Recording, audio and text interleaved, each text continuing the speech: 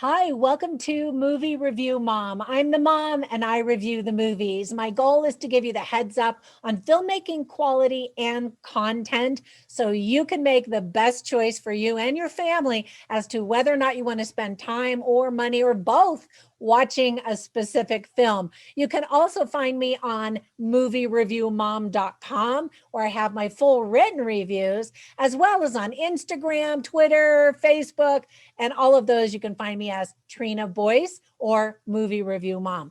All right, so the movie I'm reviewing today is called The Forever Purge.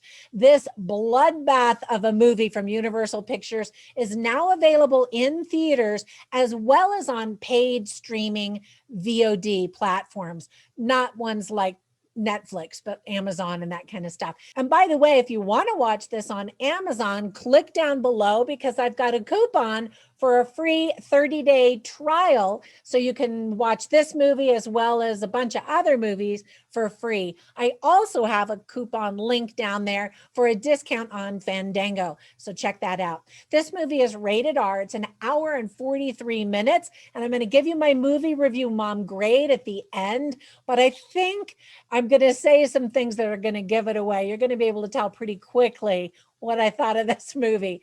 First, I'm going to give you an overview in a nutshell, and then I'll point out things I liked and didn't like. I'll offer tips for parents, themes worth talking about, and even some movie recommendations at the end. All right, so first, in a nutshell, Blumhouse Productions presents another sequel to this creepy franchise, this time with a Western vibe.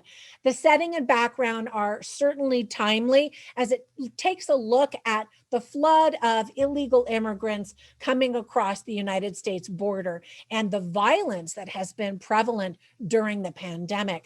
While the franchise has always felt like pure fiction, this edition of the movie franchise actually feels more realistic as we realize this unbridled anger that has been taking place in the United States and the frustration that people feel at the system could actually look like this in the extreme in the future. That is true horror, my friends.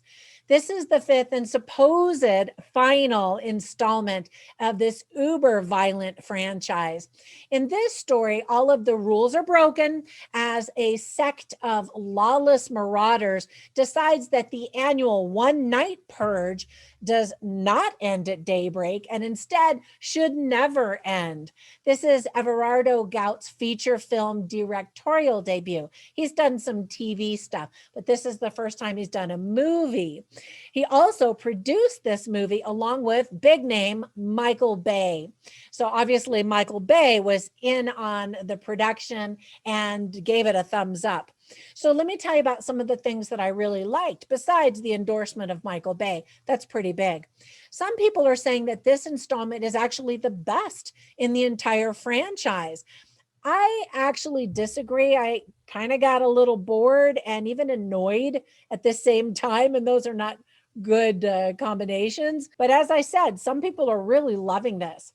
Our sweet nun from the movie Nacho Libre, which is a movie I actually do really love, played by the lovely Ana de la Reguera, has two bloodbath movies out this year. One, Army of the Dead on Netflix for free, super violent, and now this one also super violent. So I don't know if she's just really into this genre right now or what. Anyway, she does a good job. I really like her. I've always thought she was really pretty. The image of bullets as teeth on one of the masks is really frightening and cool all at the same time. There are a bunch of various masks that people wear that are very creative and creepy. And I just laugh at the imagery of these, guys glue gunning things onto masks. Fun fact, the actress Cassidy Freeman plays a pregnant woman in the movie. Well, she's not pregnant in real life or wasn't when she was filming. And so she wore a fake baby bump and she often stashed snacks inside during long hours of filming. I always love fun facts about movies. The cast also includes Josh Lucas, and I've always really liked him. He's just a likable guy, even though he plays a bad guy in this movie.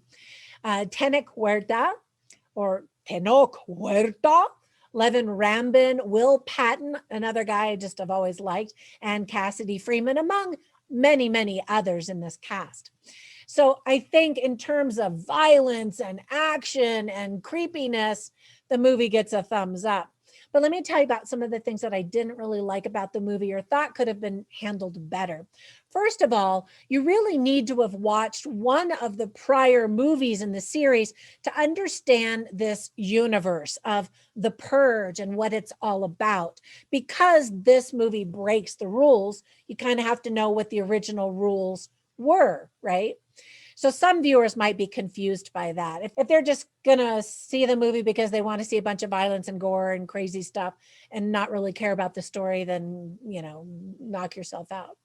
Many of the scenes occur at night because the Purge originally occurs at nighttime. So scenes are really dark, a lot of them, making it really difficult to watch what's happening or understand what's happening, especially if you're going to stream this on a small device. So try to see it on the biggest device that you can.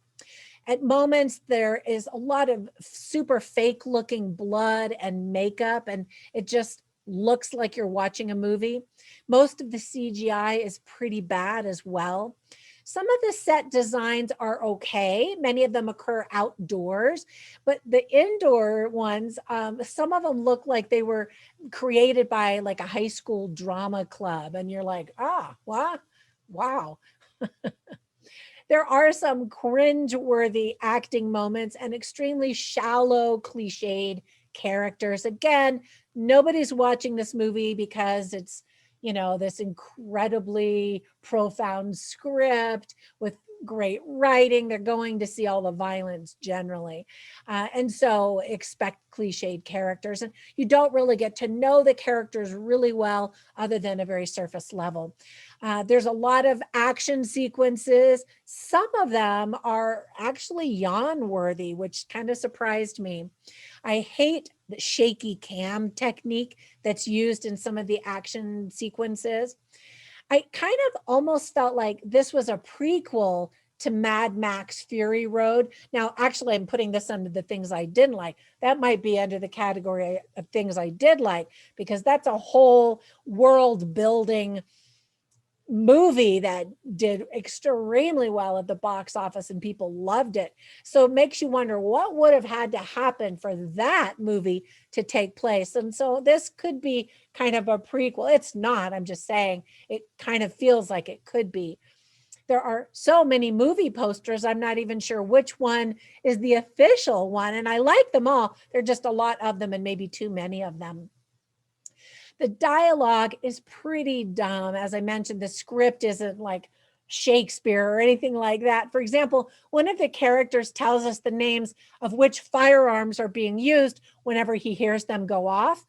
I guess we're just supposed to know that that guy is cool. I'm not sure, or that he's very familiar with firearms, I guess. I don't know. The plot itself is almost non-existent with tons of plot holes. I mean, it's getting some people from point A to point B. There aren't any twists or anything really complicated that makes the story really intriguing.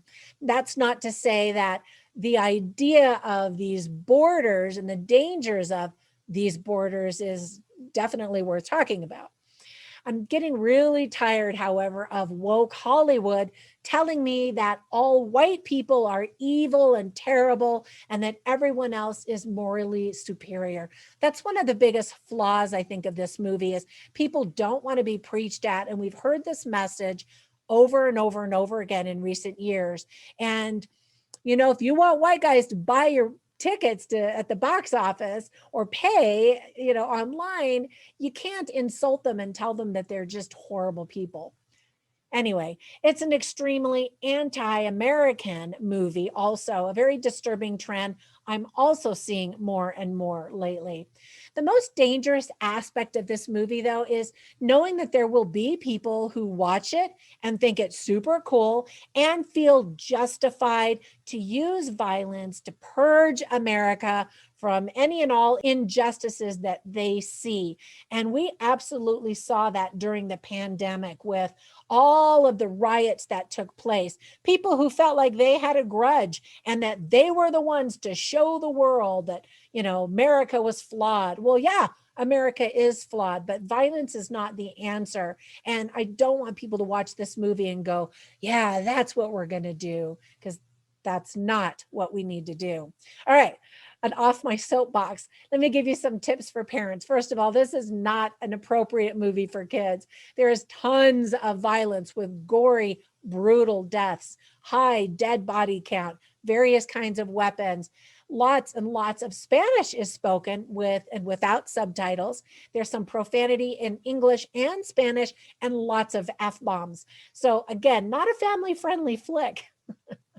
Some themes that are addressed in the movie are the issue of undocumented residents and illegal aliens crossing the United States border, and all of the complicated issues involved with that, the injustices in America, karma, kindness, and equality.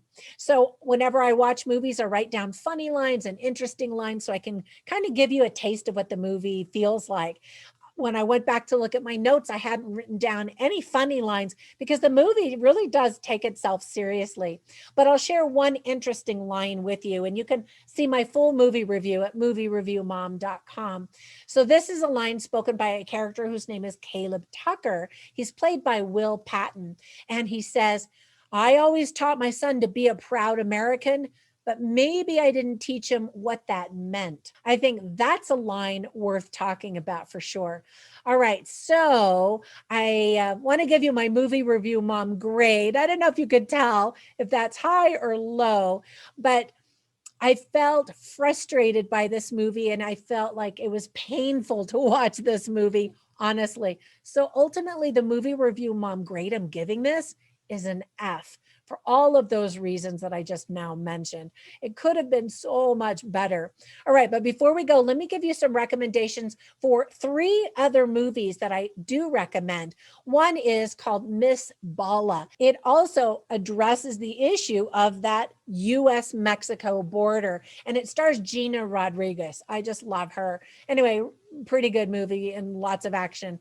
Another movie that this one reminded me of is Rambo: Last Blood. I mean, if you're looking for a movie with lots of bloodlust, check that movie out if you haven't seen it. It also addresses that Mexican-American border and the issues that are involved with that. And then the last one, of course, is Mad Max. Now, there's not an American-Mexican border issue addressed in that one, but again, kind of this similar world building where it is chaos, every man out for himself, unless you're lucky enough to belong to a group for some protection. Anyway, those are my recommendations. I hope if you watch this movie, you enjoy it. And if you watch it and hate it, well, I told you.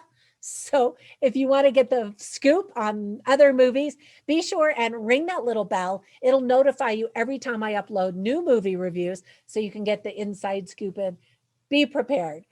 All right. Thank you so much for all of your support. Be sure and subscribe, and I will catch you in the next movie review. Bye for now.